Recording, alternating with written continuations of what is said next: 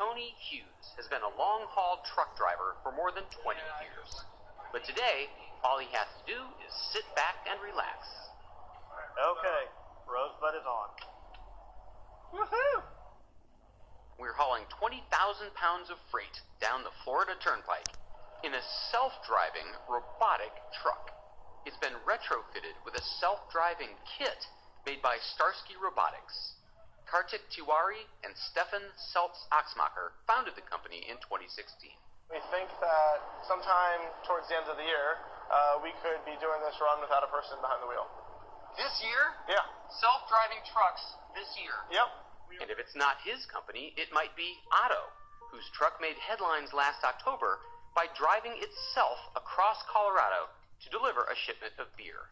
Otto is owned by Uber, which has also been testing self-driving taxis in Pennsylvania and Arizona.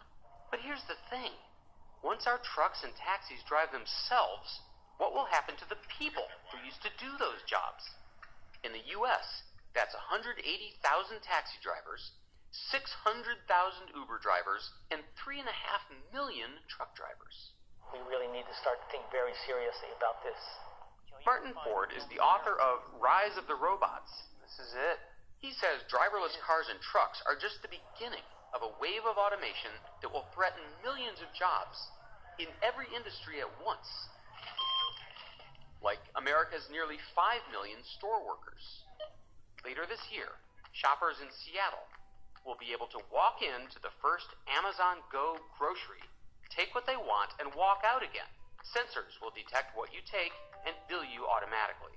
The cashiers are totally gone. You're going to end up with the equivalent of a Walmart with, a handful of employees. You scale that out, and that's just extraordinarily disruptive. You name an occupation, and there's somebody considering a robot to take it over. Look how delicate. Perfect every time. At Zoom Pizza in Silicon Valley, 4 specialized robots help make the pizza. Eventually, the company plans to replace the remaining humans on the line, too. Here's Zoom's Chief Technology Officer, Josh Goldberg. You would think there would be some Roman pizza chefs who'd say, No, this is not the way it's been done since our ancestors. Well, the world changes. There's a lot of other things we don't do just the way our ancestors did either. The common wisdom is that robots primarily threaten repetitive blue-collar jobs. Not so, says Martin Ford. We're seeing dramatic advances in the area of computers analyzing tumors, recognizing medical scans, mammograms, and being able to find disease. We're seeing, algorithms move into areas like journalism, for example. Wait. Certainly not journalism. Oh, yeah. Absolutely journalism.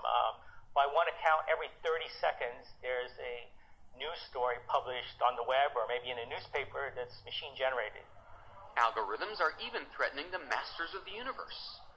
2 weeks ago, BlackRock, the world's largest money manager, announced that it's laying off dozens of human stock pickers and replacing them with robots. By 2025, across the financial industry, artificial intelligence is expected to replace 230,000 human workers. Bring on the disruption that is automation. Alicia Wiesel is the Chief Information Officer at Goldman Sachs. The company now hires nearly as many computer engineers as financial workers. in the movie Wall Street, they would have been barking, buy, into the phone. Yeah, so now they're going click, click, click, type, type, type. See the famous Goldman Sachs trading floor? Well, a quarter of these people aren't traders. They're coders, writing software to automate the routine grunt work of employees all across the company. Someday, could software replace the functions of these folks? That's a great question. I don't think anybody knows the answer. All right, we get it. No job is safe. According to one recent study, 47% of American jobs could be lost to automation in the next 20 years. Martin Ford says it's time to start thinking about what we're going to live on in the post-robot economy. One of the best ideas out there is some kind of a universal basic income or a guaranteed minimum income. And this is where everybody gets, let's say, $10,000 a year just for being alive. Right. I think a better way to think of it is in terms of the idea that we built this tremendously prosperous society, everyone ought to have, if you're a citizen at least, some sort of ownership stake in this. But the purpose of having a job is not just to have income. It's also meaning and purpose and a place to go every day. That's right. That's going to be a real challenge. Yes, it is. But I think it's a challenge we can solve. But wait. Most experts do agree that automation will soon take over millions of our jobs. But they don't all agree that that will mean mass unemployment. History has suggested that the pessimists have been wrong time and time again. Including MIT economist David Autor. You know, the last 200 years, we've had an incredible amount of automation. We have tractors that do the work that horses and people used to do on farms.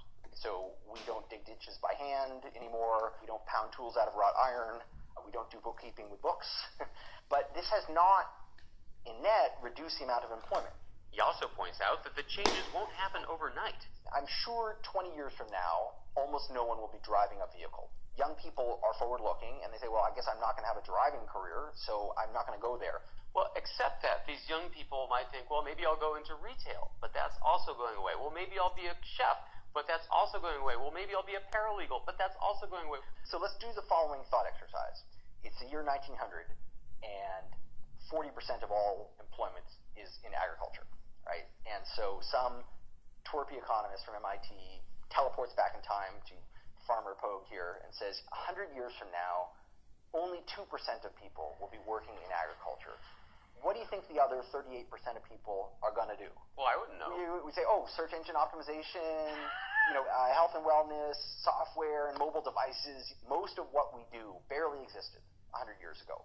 In other words, just because we can't predict what we'll be doing doesn't mean we'll be doing nothing.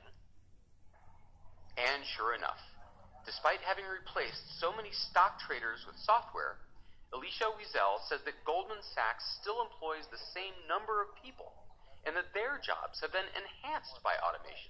And all of a sudden, that young person is engaging with the client on their actual problems rather than being stuck till 1 a.m. doing nothing but manning several different spreadsheets and trying to corral all this data together.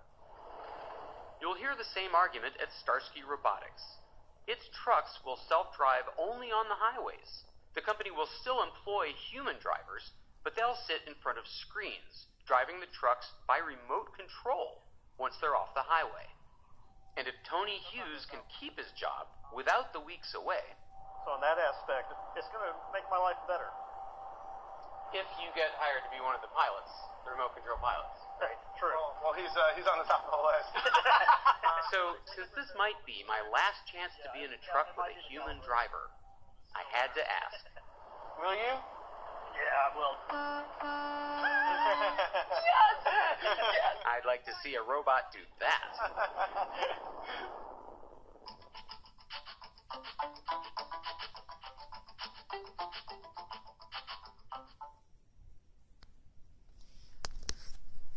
Alright guys, what up? Total Control 871, and I'm going to be chiming in with the very first financial report for 2017.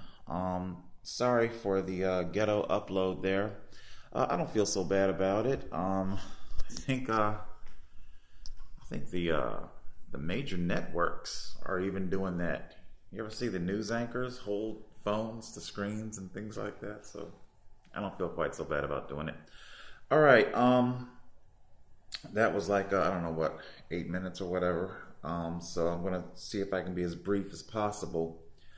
What I'm talking about today is the fiscal backdraft. Some of you have heard me speak of this before. The fiscal backdraft is basically my own coined terminology for describing, well, supply and demand. We just saw a segment that was by CBS News, CBS, their money department, where they showed a very accurate future. Silicon Valley is inflating an incredibly dangerous bubble. Corporations world over are eagerly anticipating their automation. They're looking to slash the hell out of their overhead. I don't know if you paid attention or not, but the fight for 15 was eerily silent during our last election. I think they understood that you're never gonna get what you want. They will hire robots before they'll pay you $15 an hour. And to earmark how that is going to be heralded, how that is going to be inaugurated, all of a sudden, especially all you unions out there, when you sit down at the bargaining table, if you start to get everything that you're demanding, believe it or not, that's something to be panicked about. Sure, whatever you want. Basically, that means that your jobs are on the chopping block through attrition. They're just going to be eliminating the job position anyway. So it doesn't bother them terribly much to pay you whatever you want. You're pretty much going to be the last batch of their humans. So yeah, sure. Whatever keeps you quiet while we go through this transition. So yeah, don't be surprised if fast food starts doling out $15, maybe even $20 an hour. Because what's going to happen is you're going to see entire restaurants staffed with only 2, maybe 3 people, to do very, very minor servicing of robots that need to be serviced during the course of the day. This tech bubble that's being inflated. I gave a sci-fi comparative analogy for this fiasco. There's Star Trek Next Generation. There's a particular episode. I'll search the exact season and episode and put it down in the link in the description. Although I doubt that you guys are going to go watch an entire episode just for a comparative analogy. But 2 planets. One planet was a drug dealer for the other planet, and basically the gist of the scenario was the recipient planet was having difficulty paying for their drugs. It was an addictive drug, and all of a sudden the drug dealers were like, you know what, fine, it'll be a great cost to us, a great loss to our revenue, but we're going to let you have this drug for free. And the reason why they did that was because they were absolutely terrified that their only consumer of the narcotic would break their addiction and go free. I say that because this tech bubble is absolutely terrified by persons such as myself, people who are completely divesting from everything. How can I say this? They did talk about the universal income that was at $10,000. I've heard that spoken of before. I think it's over in Sweden that America first heard of this. Trust me, my income isn't much more than $10,000 a year. It's a piss poor. It's not an existence that you'd want. You can automate everything. You can take your overhead down to almost nothing. You're ultimately going to need a consumer. Where are you going to get your consumer from? An adjacent trend that's going on right now. Over at YouTube, everybody is losing their shit. Everybody that monetized their videos anyway, they're losing their shit right now, especially poor David Pakman and Kyle Kalinske and a bunch of others. They're all freaking out right now because they're not making any money on their YouTube channels because the advertisers have pulled their ads allegedly because the content is too racy and things like that. I don't know if that's accurate. I can't help but wonder if a lot of these corporations are pulling their YouTube ads because the consumerism,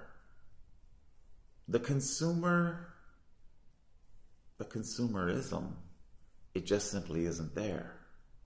I can't help but wonder if these two topics aren't connected in some fashion.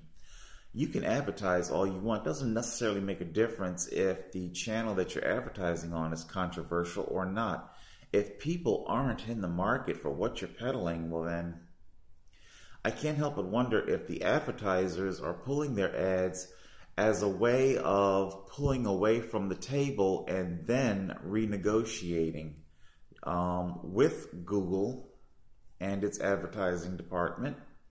Okay, if you want us to come back, then let's talk about what you're going to charge us, or what we're going to pay you. You know what I'm saying? America is losing its consumerism as poverty continues to spiral out of control. Brick and mortar. I'm not trying to sit here and paint myself as some sort of proletariat Nostradamus, but if you guys go back, in my videos, man, a lot of the shit that I've predicted, it's coming true. When I did the video in the Toys R Us, dude, how many brick and mortars fell asunder after I did that shit, man? Kmart, Sears, JCPenney, Macy's, and it's ironic too because those are the three anchor stores over in the local mall here, in the Mays Landing area. H.H. Gregg, Payless Shoes, all these places are going out of business, man. The consumerism isn't there. They're saying that the consumerism has gone to online. Online definitely gets you cheaper. A lot of online shopping also gets done tax-free. I am just simply holding my breath and waiting to see what the government's going to do about this. I got a strange feeling that, once again, that's my next Nostradamus, my next proletariat Nostradamus prediction. You're going to see tax-free shopping online obliterated. I do see that coming down the pike. What I spoke of about smoking, my prediction on that, it's coming true. It's being outlawed more and more. I said by 2025, you're going to start to see the first legislation thrown out there, making tobacco illegal statewide. By 2035, I think that legislation is going to begin to gain traction. But more to the point on the consumerism, no matter how cheap you're able to produce your product, you're going to need somebody to buy it. Now, granted, I understand a lot of the things that I'm not into, like you can sit there and flood my internet browsing with as much car ads as you want. It's simply not going to appeal to me. Now, I understand that these ad algorithms, that they will attenuate themselves to your shopping needs. So let's I'll tell you what. I don't know if you can see it or not. I don't know if I can really zoom with this thing or not. Can I zoom? Let's find out. Yeah, I can. My shoes. Those are my Shimano shoes, and I need new shoes. However, I got big feet, man. My cycling shoe, they go by European sizes. Size 50 or 51, depending on the make of the shoe. It's very difficult. Very, very difficult getting cycling shoes in my size. So what will be flooded to me will just simply be cycling paraphernalia, cycling kit, but it's not going to be what I need. I mean, so what? Don't show me a whole bunch of really cool city shoes, a bunch of really cool, Pearl Izumi stuff. It's not my size. It doesn't make a difference how cool it looks.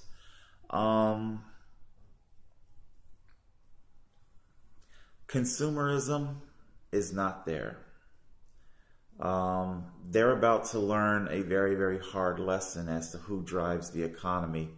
I've watched a number of Silicon Valley